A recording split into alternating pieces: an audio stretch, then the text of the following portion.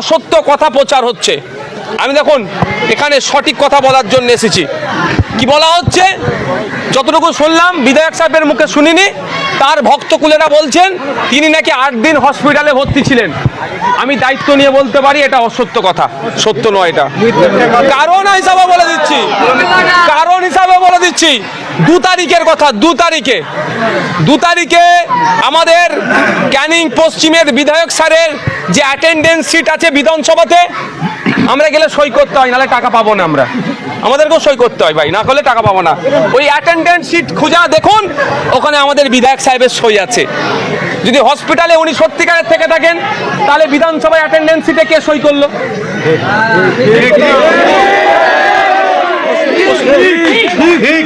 আর আমি যদি ভুল না দেখি, আমি যদি আমার চোখ যদি না ভুল হয়, আমি 2 তারিখে আমার পেছনে আমি যেখানে বসি, আমাদের পরেশরাম দা ঠিক আমার একদম ব্যাক সাইডে বসে, একদম কাছেই, আমার উল্টোই একদম পিছন দিকে। আমি যদি ভুল না দেখি, 2 তারিখে আমি পরেশরাম দাকে আমি দেখেছি, বিধায়ক স্যারকে, যে আমার পেছনে বসে থাকতে। তাহলে হয় আমি মিথ্যে কথা বলছি, অ্যাটেন্ডেন্স সিট দেখা হোক, আর নালে 3 নম্বর পরেশরাম বাবুর যারা ভক্তকুল আছে এটা মিথ্যা প্রচার করছে।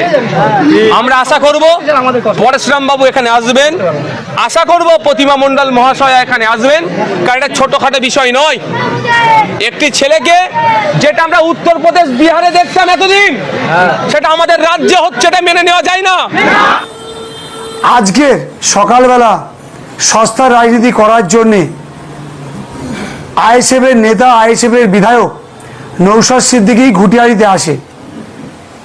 যে মারা গেছে তার পরিবারের সঙ্গে দেখা করতে এসে আমি তার এফবি লাইভ, ফেসবুক লাইভ এবং বিভিন্ন লোক যারা ভিডিও করেছে, সেই ভিডিও দিয়ে যা খবর পেয়েছি বা জানতে পেরেছি, তাতে নৌশাদ সিদ্দিকী তার পরিবারকে সমবেদনা বা তার পাশে বা তাকে আর্থিক সহায়তা বা তার সঙ্গে থাকার বা আইনত কোনো সাহায্য করার, সেসব কথায় ধারে কাছে না গিয়ে সে তার রাজনীতি করার কথা এসে বলছে যে মমতা বন্দ্যোপাধ্যায়, অভিষেক বন্দ্যোপাধ্যায়কে আমরা ধিক্কার জানাই।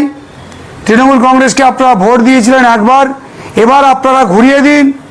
এবং আরেকটা কথা সে চ্যালেঞ্জ এবং বুকে হাত ঠুকে বলেছে যে পরেশ দাসের যারা কর্মীরা তারা নাকি মিথ্যা প্রচার করেছে, যে পরেশ দাস নাকি অসুস্থ নয়, পরেশ দাস নাকি হসপিটালে ছিল না। তিনি নাকি অন ক্যামেরায় বলেছেন, যে ক্যামেরার ভিডিও আমার কাছে এখানে আছে, যেখানে বলছেন যে পরেশ দাস 2 তারিখে যে আমাদের ভিডিও চলছে, এই যে ভিডিও, আর সরকারি চাকরির ব্যবস্থা করবে, এই দাবি আমরা করছি। এবার আপনাদের বলি, একটা অসত্য কথা প্রচার হচ্ছে। আমি দেখুন এখানে সঠিক কথা বলার জন্য এসেছি। কি বলা হচ্ছে, যতটুকু শুনলাম বিধায়ক সাহেবের মুখে শুনিনি, তার ভক্তকুলেরা বলছেন তিনি নাকি 8 দিন হসপিটালে ভর্তি ছিলেন। আমি দায়িত্ব নিয়ে বলতে পারি এটা অসত্য কথা, সত্য নয়। এটা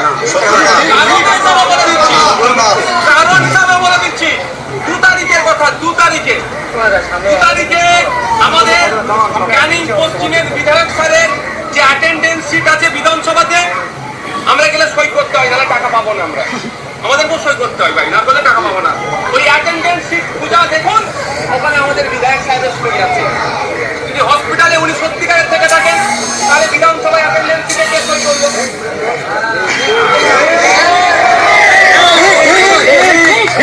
আপনারা শুনেছেন যে উনি অন ক্যামেরা বলেছেন 2 তারিখ নাকি আমি ক্যানিং পশ্চিম বিধানসভার বিধায়ক হিসাবে নাকি বিধানসভায় উপস্থিত ছিলাম। কিন্তু আমি আপনাদের বলি, দেখুন আমি গত 26 তারিখে প্রথম দেখাই, 26 তারিখ থেকে আমি দীর্ঘদিন কলকাতা অ্যাপোলো হাসপাতালে আমি দীর্ঘদিন ভর্তি। দেখুন আমার সমস্ত টেস্ট রিপোর্ট থেকে আরম্ভ করে বিভিন্ন রিপোর্ট আমার কাছে এখানে ভর্তি, আপনারা দেখাচ্ছি সমস্ত কলকাতা অ্যাপোলো হাসপাতালে। এবং উনি বলেছেন আমি নাকি 2 তারিখে অ্যাটেন্ডেন্স সিটে সই করেছি, আমি নাকি বিধানসভায় ছিলাম এবং ওনার পিছনের চেয়ারটা আমার, উনি এটা সত্যি কথা বলেছেন। উনি আমার সামনে চেয়ারে বসেন এবং উনি নাকি আমাকে দেখেছেন, আমি নাকি অ্যাটেন্ডেন্স সিটে সই করেছি, না হলে মাইনে পাওয়া যায় না। উনি বলেছেন এটা বিধায়ক মিথ্যা কথা বলেছে। আমি আজকের বলবো নৌশাদ সিদ্দিকীরা নাকি নিজেকে বলে তারা নাকি পীরের সন্তান, তারা নাকি পীর জাদা, তারা নাকি মিথ্যা কথা বলে না। মিথ্যা কথা বললে তাদের নাকি ঈশ্বর আল্লাহ ভগবান নাকি ক্ষমা করে না, সর্বশক্তিমান ঈশ্বর। আমি আপনাদের বলি, দায়িত্ব নিয়ে বলছি, আপনাদের মাধ্যমে আমি বলতে চাই, যদি 2 তারিখ নওশাদ সিদ্দিকী দেখাতে পারে, আমি সোমবার মাননীয় স্পিকার সাহেবের কাছে আমি চিঠি করব, 2 তারিখে অ্যাটেন্ডেন্স সিট চাইব এবং সেই সিট নিয়ে আমি ওনার বিরুদ্ধে কোর্টে যাব। উনি যে পীরের ছেলে, পীরজাদা, ওনারা নাকি মিথ্যা কথা বলে না, সারা পশ্চিমবঙ্গ ব্যাপী মানুষকে ভুল বুঝিয়ে শুধু অর্থ উপার্জনের জন্যে রাজনীতিতে নেবে, মানুষকে ভুল পদক্ষেপ দিয়ে মিথ্যা কথা বলে আজকে যেটা বলে গেছে। আমি বলবো, যদি উনি এক বাপের ছেলে হন আর আমি যদি এক বাপের ছেলে হই, যদি 2 তারিখ উনি প্রমাণ করে দিই উনি প্রমাণ করে দেন যে আমি বিধানসভায় ছিলাম, আর আমি যদি অসুস্থ ছিলাম, আমি তো আপনাদের কাগজ দেখিয়ে দিলাম, আমি স্পিকারের কাছ থেকে সরকারি কাগজও দেখিয়ে দেব।